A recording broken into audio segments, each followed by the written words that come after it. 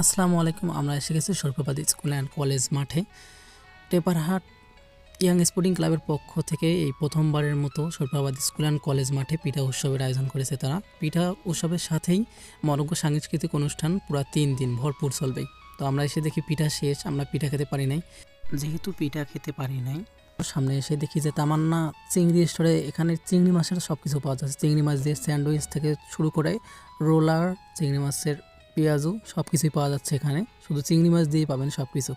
আর এই হচ্ছে আমাদের ছোটোবেলার সেই পাপড়। এখানেই দেখেন হরেক মাল, যেটাকে বলা হয় আমাদের এলাকায় কসমেটিক্সের দোকান। আর এই বুট সিদ্ধ, এই ভাইয়ের হাতের বুট সিদ্ধ খুবই মজা। আমার মনে হয় যে ভাইয়েরা এখানে এসেছে তাদের বেশিরভাগ মানুষেরাই এখানে বুট সিদ্ধ খেয়েছে। ভাইয়ের হাতের আসলে অনেক সুন্দর করে বানিয়েছিলেন তিনি, আর অনেক পরিপাটি এবং পরিষ্কার, দেখলেই খেতে ইচ্ছে করে এমন পরিষ্কার পরিচ্ছন্ন, যাকে বলে একদম অসাধারণ।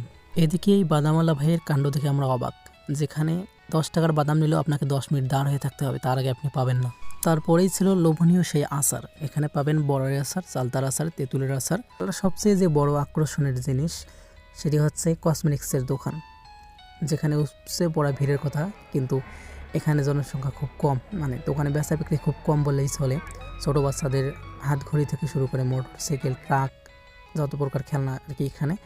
আর এখানে দেখতে পাচ্ছেন নানান রকমের দুল, মেয়েদের মাথায় দেওয়া রাবার, কাঁকড়া সব কিছু পাবেন এখানে, ক্লিপ সহ।